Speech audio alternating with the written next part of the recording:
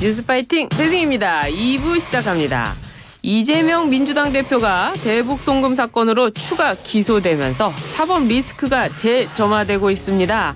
민주당은 검사 탄핵은 물론 판사 선출제까지 거론하면서 검찰과 법원을 겨냥한 압박에 나섰습니다. 관련해서 판사 출신으로 감사원장을 지내신 최재형 전 국민의힘 의원 스튜디오 나와주셨습니다. 안녕하세요. 네, 안녕하세요. 반갑습니다. 네, 좀 잘 지내고 계십니까? 네, 뭐 시시하게 잘 지내고 있습니다. 네, 좋습니다. 22대 국회에서도 참 여야의 극한 대립이 이어지고 있는데요. 사실 의원님께서 21대 국회에서 그 해병대원 특검법 찬성 입장을 밝히셨어요. 지금도 그 입장이십니까? 예, 뭐 특검법 그러니까 그 해병 그 대원에 관한 특검법 내용이 사실은 정치적인 공세라는 걸 잘 압니다. 아, 그러시군요. 예, 그렇죠. 예. 그리고 민주당은 실체의 진실 그리고 재발 방지보다는 정치적인 데 더 진심인 그런 정당인 건데요. 그러나 본인들이 뭐 생각하는 그런 결론 나올 때까지는 계속 뭐 특검법 발의하고 또 그렇죠. 재요구하면은 이런 그 정치적인 어떤 그 불필요한 그 정쟁으로 되는 국력의 소모 이런 것들은 좀 막아야 되지 않느냐. 그리고 민생에 더 집중해야 되겠다라는 생각으로 제가 그런 의견을 말씀드렸던 거고요. 그 생각은 뭐 지금도 변함없습니다. 다만 새로 이제 그 발의된 특검법을 보면은 종전 거보다도 좀 더 이제 어떻게 보면 나빠요. 변협 추천 조항도 없어지고 민주당하고 그 비교섭 단체가 추천하는 사람 중에 고르게 되는 이런 것들은 뭐 그대로 통과시킬 수는 없을 것 같습니다. 그런 것들은 좀 정치적으로 조정을 해서 그리고 뭐 파견 검사나 인원도 좀 줄이고 그래서 좀 적절한 선에서 타협해서 좀 이 부분에 대해서는 더 이상 정쟁의 대상이 되지 않고 민생에 집중하는 정치를 했으면 좋겠다 이런 생각 가지고 있습니다. 오히려 22대 발의된 특검법은 통과가 안 돼야 된다 뭐 이런 말씀이시네요. 예. 검찰이요. 이화영 전 부지사의 대북 송금 유죄 판결을 근거로 민주당 이재명 대표를 추가 기소했습니다. 이 대표 측은 검찰이 사건을 조작했다면서 부인하고 있는데요. 판사 출신이시니까요. 이런 주장 어떻게 보십니까? 사건 조작하려고 했던 거는 이 대표 측 아니었습니까? 아, 그런가요? 네. 그 이화영 부지사가 이제 이 대표한테 보고했다라는 그런 진술을 했다고 하니까 부인이 법정에 나와서 뭐 정신 차리라고 고함 지르고 변호사도 막 마음대로 해임하고 뭐 어떤 변호사는 또 피고인 의사에 반해서 막 증거 철회도 하고 이런 그 일이 있었죠. 그리고 마지막에는 뭐 검사가 술자리 뭐 베풀어 가지고 회유했다 이런 터무니없는 주장을 해서 결국은 막 1심 재판에서 이런 것들 다 판단해서 그런 주장들이 터무니없다라는 것을 판단한 것으로 보고 있습니다. 그리고 판결 선고 이제 막 나흘 앞두고서 뭐 그 검찰 조작 뭐 특검 한다. 이거 검사를 결국은 겁박하고 법원에 대해서는 판결 앞둔 법원에 대해서 압력을 행사하겠다는 거거든요. 그리고 뭐 결과적으로는 또 수사나 재판의 결론을 흠집 내고 재판 지연하겠다는 이러한 그 의도가 담겨 있는 게 명백합니다. 결국은 조작하고 뭐 이거 재판 지연하기 위해서는 한 꼼수를 부리는 거는 민주당이나 그 이재명 대표 측이 아니었나 저는 그렇게 봅니다. 아, 그렇군요.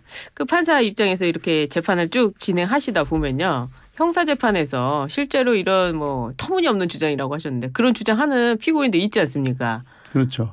그럼 어떻게 생각이 드세요? 지금 이런 주장하는 거는 사실은 뭐 이재명 대표의 사건과 관련해서 보면은 재판 지연하려는 그런 의도가 분명하거든요. 그러니까 법원이 그런 거는 적절히 좀 소송 지휘를 하면서 적절히 끊어주면서 재판을 원활히 진행해야 해야 되고 또 그런 것이 법원이 또 책무라고 저는 생각합니다. 좀 적절히 진행을 했어야 된다. 근데 이 사건이 또 특이하게 그 이화영 재판부, 이화영의 유죄를 선고한 그 신진우 부장에 또 배당이 됐습니다. 물론 뭐 배당도 잘 아시겠지만 수원지법에서는 전산으로 인해서 무작위 배정이 됐다라고 하는데 우연에 우연히 겹치는 것 같습니다. 어떻습니까? 뭐 이런 사건에서 뭐 어떤 의도적인 뭐 게 개입했다고 저는 보지 않고요. 아마 법원의 설명대로 배당 그 원칙대로 배당된 거라고 생각합니다. 그런데 선입관을 가지고 있지 않느냐라는 그런 생각을 하실 수도 있겠습니다만은 일단 이재명 대표의 공모 부분과 관련돼서는 아마 1심 재판에서 판단을 유보하고 예. 그 부분에 대해서는 언급을 안 한 걸로 알고 있습니다. 그렇습니다. 그렇기 때문에 재판 결과를 뭐 지켜봐야 되지 않나 그런 생각을 하고 있습니다. 그렇겠죠. 아무래도 근데 이렇게 되면 좀 유죄 가능성은 높아졌다. 밖에서 볼 땐 그렇게 보이지 않습니까? 유죄 가능성보다는 저는 재판의 어떤 신속한 진행이라는 측면에서는 긍정적인 면이 있다고 봅니다. 예단을 가지고 예. 판단한다 이렇게 섣불리 저희가 예측할 건 아니라고 보고요. 예. 다만 이제 이재명 대표가 평소 이제 경기도 지사나 성남 시장으로 근무할 때 업무 장악을 네. 아주 꼼꼼하게 했다고 소문이 난 분입니다. 그렇죠. 그리고 본인이 뭐 100만 원짜리도 본인 결제 없이는 안 했다고. 집행 예. 안 됐을 거다 이렇게 말씀하시는 분이라 이런 내용을 모르고 했다라는 것을 과연 이재명 대표의 주장을 어떻게 봐야 될지 예. 재판부가 현명하게 판단할 거라고 봅니다. 기피 신청을 하게 될까요? 요건이 안 될 것 같은데요. 그래요. 네. 알겠습니다. 네. 민주당은 이에 반발해서 수사기관 무고죄와 법 왜곡죄 등 사법부를 압박하는 법안을 잇따라 추진하고 있는데요. 이거 판사 출신으로서 어떻게 보십니까? 제가 뭐 정치는 오래 안 했습니다만 우리나라 정치사에 이렇게 다수당의 네. 입법 권력을 반헌법적으로 또 비상식적으로 폭력적으로 네. 행사한 예가 없지 않았습니까? 그렇죠. 네. 예. 그래서 결국은 이 내용은 입맛에 맞지 않는 검사, 판사 전부 다 뭐 탄핵하고 수사 결국은 뭐 처벌까지 하겠다는 그런 겁니다. 그래서 결국은 검사나 판사 다 자기 입맛에 맞는 사람으로 채우겠다는 건데 네. 독재 권력이 민주주의를 이제 해체하는 핵심 수단이 결국 사법부 장악입니다. 그래서 뭐 민주당이 그런 네. 속내까지 드러낸 거 아닌가 하는 그런 생각을 그런 의심을 좀 가지게 하죠. 그래. 사법부까지 장악하는 것은 속내가 있는 것이다. 그렇죠. 선출을 해야 되겠다라는 거는 결국은 그런 의도가 깔려 있는 거 아닌가. 입맛에 맞는 판사들로 그렇죠. 사법부를 채워야 되겠다는 생각이 들어가 있는 겁니다. 그러군요. 이재명 대표가 현재 4개의 재판을 동시에 받고 있는데요. 금고 이상의 형이 확정되면 대선 출마가 어려워지는데 지금 대법원 판결까지 대선 전까지 나오지 않으면 굉장히 큰 혼란이 벌어질 거라고 봅니다. 어제 언론들의 사설을 보니까 이제는 좀 빨리 재판부가 뭐라도 판결을 내려야 되는 거 아니냐. 다 이런 비판의 목소리를 냈어요. 어떻게 보십니까? 저는 그런 걸 보면서 다들 이제 이재명 대표가 야당 대선 후보 되고 당선될 거라는 생각을 가지고 다 말씀하시는 거 아닌가 생각을 하는데 뭐 현명한 국민들이 물론 지금은 대선 후보 이렇게 여론조사하면 제일 지지율이 높게 나오지만 실제 대선 레이스에 들어갔을 때 이재명 대표와 같이 사법적인 리스크가 많은 사람을 국민들이 국가의 지도자로 선택할 것인지는 좀 저는 생각을 좀 달리합니다만 어쨌든 뭐 질문하셨으니까 질문이 있으니까 그 부분에 대해서는 아마 굉장히 큰 혼란이 있을 겁니다. 과거에 우리가 조국 사태 때 광화문과 서초동으로 갈려서 이제 국론이 거의 내전 상태에 있었던 그거 이상의 혼란이 사실은 예상될 수도 있습니다. 그래서 결국은 법원이 이런 사태가 이르기 전에 판단하는 것은 법원이 정치적인 어떤 중립성을 지키고 또 사법권의 독립을 지키기 위해서 당연히 그렇게 해야 될 일이다 생각하고요. 지금 이 재판이 이렇게 질질 끌려가는 이유를 보면은 검찰이나 법원도 사실은 좀 책임이 있습니다. 그래요? 왜냐하면 이재명 대표는 본인이 유죄라는 걸 너무나 잘 알기 때문에 재판이 계속 끌려 그러죠. 대선 때까지. 그러기 때문에 이제 모든 증거 다 부동의하고 증인신문 다 이제 하겠다는 건데 검찰이 모든 자기가 조사했던 모든 사람들을 다 증인으로 신청하는 것은 저는 그거는 좀 무책임하다고 생각합니다. 핵심 증인 위주로 그러니까 이 재판의 진행 기간까지 생각을 해서 핵심 증인 위주로 정말 필요한 증인을 선택을 해서 재판 기간을 좀 단축하고 법원도 그냥 뭐 당사자들이 주장하는 대로 다 끌려갈 것이 아니고 적절한 소송지를 통해서 중복되는 증인이나 증거 신청은 좀 배제하고 물론 피고인이 방어권을 충분히 보장한다는 전제하에서 해야 되겠지만 법원도 적절한 재판 진행을 통해서 이 재판 기간을 단축하는 것이 또 법원이 당연히 지켜야 될 책무고 아마 조희대 대법원장도 취임하시면서 신속한 재판은 사법부의 의무다 뭐 이런 취지의 발언도 하셨어요. 그런 걸 실제 재판에서 진행을 실현을 해야 된다고 저는 봅니다. 판사 개개인이 받는 어떤 압박도 있나요?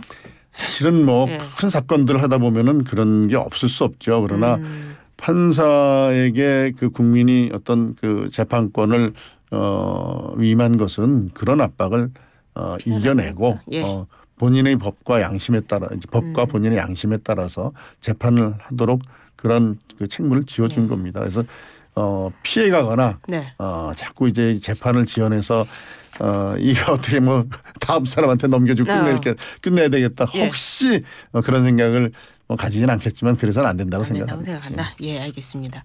아마 그 검사들이 형사소송법 개정 때문에 증거 부인하면 다 부를 수밖에 없는 뭐 그런 것도 있는 것 같습니다. 좀 무책임하다고 생각합니다. 그러니까요. 재판 신속한 재판에 대한 협력 의무도 있거든요. 그럴게요. 더군다나 위증 무슨 공직선거법 위반 이거는 그 길게 끌 이유가 없는 사건들이거든요. 그러게 말이에요. 재판부가 빨리 좀 해야 될 것 같은데. 말씀하신 대로 이재명 대표가 대통령이 되는 걸 전제로 그 헌법 84조를 언급하면서 한동훈 저 비대위원장이 지금 화두가 되고 있어요. 어떻게 보십니까? 84조. 네. 예. 그게 이제 그 규정이 내란 외환의 죄를 범한 경우 외에는 재직 중 형사상 소처를 받지 않는다. 그래서 기왕에 진행 중인 재판이 과연 어떻게 될 것인가에 대해서는 명백한 규정은 없어요. 근데 이게 대통령의 형사상 특권에 관한 조항인데 결국은 그 규정이 없으니까 명백한 규정이 없다면 이 대통령 특권 인정해서는 안 된다. 그러니까 재판 진행해야 된다는 견해도 있고요. 그다음에 이 84조의 취지가 대통령의 원활한 직무수행 그리고 국가의 권위 대통령이 가지는 국가의 권위 유지를 위한 것이기 때문에 그 취지로 봐서는 대통령을 법정에 세우는 것은 84조의 해석상 가능하지 않다. 이런 주장들이 첨예하게 대립될 겁니다. 결국은 이제 법원과 끝까지 헌재까지 가서 판단을 할 텐데 그런 상황이 생기기 전까지 하여튼 재판을 좀 신속하게 결론을 내는 게 전 반드시 그렇게 해야 된다고 생각합니다. 전제가 이재명 대표가 대통령이 되는 걸 전제로 이야기를 하기 때문에 그런 전에 막아야 된다 뭐 이 말씀이신 것 같네요. 국민의힘이 차기 전당대회에서 당원 투표 80%와 일반 국민 여론조사 20%를 합산해서 당대표를 선출하기로 했습니다. 이거 어떻게 보십니까? 여론조사 20% 좀 부족합니까? 아니, 저는 뭐 여론조사 비율을 좀 더 많이 반영하는 게 좋겠다는 생각을 가지고 있지만 중요한 거는 국민들은 20% 30% 그게 중요하지 않습니다. 당이 정말 국민들이 원하는 정치의 모습을 보여주고 있느냐 그게 중요한 거죠. 이거는 크게 중요하지 않기 때문에 뭐 이거는 지금 아마 20%로 정했죠. 뭐 거기에 대해서는 뭐 더 이상 논란을 하는 것은 저는 뭐 이제 그만 그치고 당이 국민에게 어떤 모습을 보여줄 것이냐 거기에 좀 더 집중했으면 좋겠습니다. 어떻게 당에서 계속 활동할 예정이십니까? 전당대회 때 역할을 어떻게 하십니까? 저는 지금 일단 당협 뭐 조직 종로 당협이 좀 특수성이 있습니다. 그래서 뭐 조직 좀 정비하고 강화하는 그런 것들을 일단 집중하고 뭐 제가 해야 할 역할이 있으면은 뭐 열심히 하겠습니다. 최고위원도 가능하고. 뭐 최고위원 날 생각은 없습니다. 그래요. 지금 단일 지도 체제로 가기로 했는데요. 이 한동훈 견제용이라는 논란 끝에 유지하기로 하긴 했습니다. 이게 뭐 어떤 영향을 미칠까요? 어차피 뭐 당 대표는 한동훈이다 뭐 이런 얘기도 있고요. 글쎄요, 뭐 결국은 뭐 당원들과 국민이 판단하셔야 될 문제인데. 뭐 당 지도 체제나 당원 당규의 문제를 뭐 어떤 사람을 위해서 또 어떤 사람을 배제하기 위해서 한다는 건 그건 저는 있을 수 없는 일이라고 생각하고 그다음에 국민들이 보기에는 어느 누구를 뭐 밀어주기 위해서 또는 어느 누구를 배제하기 위해서 하는 그런 모습이 썩 뭐 좋게 보이지는 않을 겁니다. 국민들한테. 그렇겠죠. 그런데 전당대회 룰이 이제 확정이 되고 한 전 위원장이 뭐 캠프를 차렸다. 그래서 뭐 거기 누가 들어갔다 이런 얘기까지 나오고 있는데요.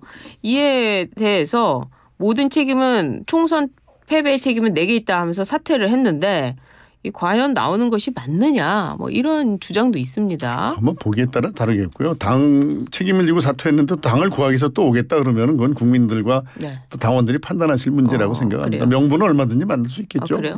그래서 나경원 의원은 원내대표 특히 원내대표는 어려움이 많을 것이다. 일전에 뭐 이준석 대표도 원내대표 아니었습니까? 그리고 또 윤상현 의원 같은 경우에는 그럴 거면 뭐하러 사퇴를 했느냐 이렇게까지 이야기를 했습니다. 뭐 경쟁자들이 그런 말씀할 수 있겠죠. 그러나 원내대표라는 것보다는 원내 경험이 없는 그거는 약간 좀 전체적인 그 당 운영에 약간의 핸디캡이 될 수는 있겠습니다만은 뭐 그리고 또 그거는 또 뭐 여러 가지 방법으로 또 극복할 수 있을 겁니다. 예. 그리고 당 활동을 오래 하지 않은 부분. 네. 그러니까 당이라는 이 조직이 굉장히 오래돼서 그렇죠. 네. 당원들 특히 오래된 당원들도 있고 당직자들은 거의 뭐 공무원 수준처럼 오래됐는데 예.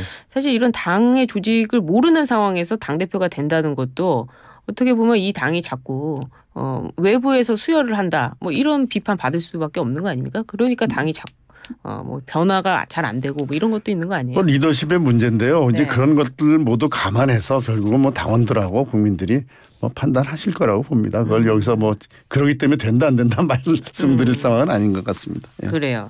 하여튼 그런 목소리도 있다. 예. 당내에서는 오히려 또 새롭고 참신한 리더십이 필요하다. 그래서 뭐 지금 30대 초선 김재섭 의원이 나올 수도 있다. 이런 얘기도 있거든요. 어떻습니까?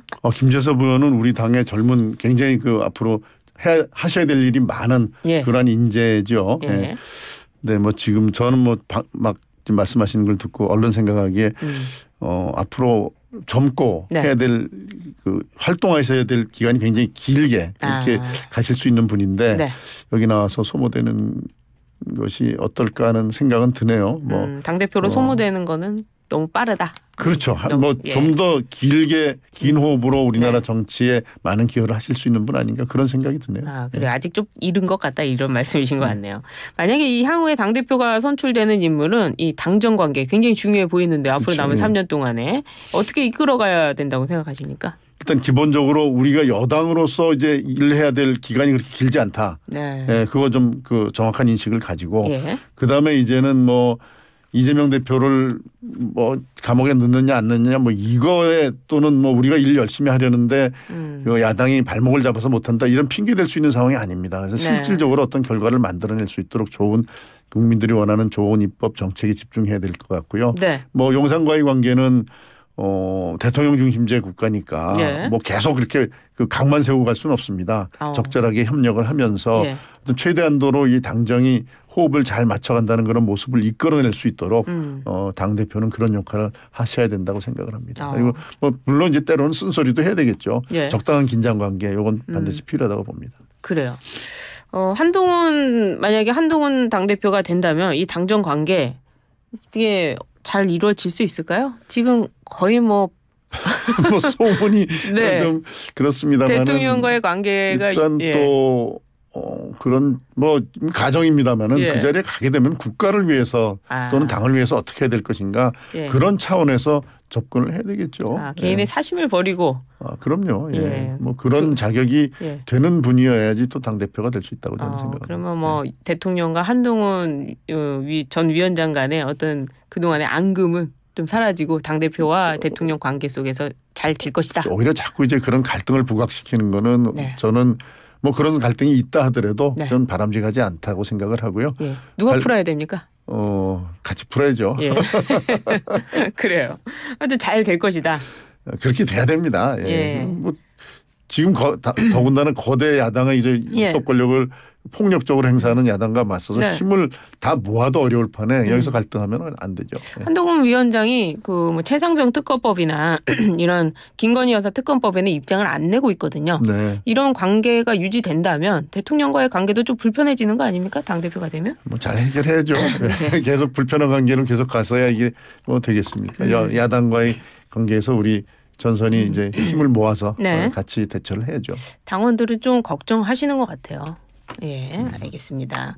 국민권익위가 윤석열 대통령 부인 김건희 여사의 명품백 수수 의혹에 종결 처리를 했는데요. 이 청탁금지법상 공직자 배우자에 대한 선물이 직무와 관련이 있는가 이게 핵심 쟁점이었습니다. 권익위 결정 어떻게 보셨습니까? 직무 관련성 여부에 대한 정면 판단보다는 배우자가 선물을 받은 경우에 대한 그 처벌 규정이 없다라고 형식적인 판단한 것 같아요. 근데 내부적으로는 이제 그 부분에 대한 판단 을 하고 또 다른 결정을 해야 된다는 뭐 이견도 있었던 것으로 언론 보도를 보면 그렇게 나오는데요. 그러나 어쨌든 뭐 형식적인 결론을 내린 것 같습니다. 그러나 중요한 거는 이런 형식적인 결론에 관계없이 그동안에 뭐 몇 번 말씀을 하셨지만 김건희 여사가 그동안 좀 누적됐던 그 여러 가지 그 좀 부적절한 처신에 대해서 특검법 보면은 뭐 다 망라돼 있어요. 뭐 그런 식으로까지 해서는 안 되겠지만은 그런 부적절한 처신에 대해서 국민들이 납득할 만한 어떤 그 머리를 숙이는 그런 모습을 보여주시는 게 예. 저는 필요하고 그래서 이제 더 이상 우리 그 불필요한 정쟁으로 국력 소모를 해서는 안 된다. 이 나라가 어려울 때 네. 여기에 국력 정쟁에 빠져서 여기에 국력을 소모하는 네. 그런 일은 나가야 되지 않느냐. 김건희 여사의 부적절한 처식 머리를 숙여서 사과하는 것이 오히려 필요하다. 이 말씀이시네요. 그렇죠. 알겠습니다. 오늘 말씀 잘 들었습니다. 지금까지 최재형 전 국민의힘 의원이었습니다. 감사합니다. 감사합니다.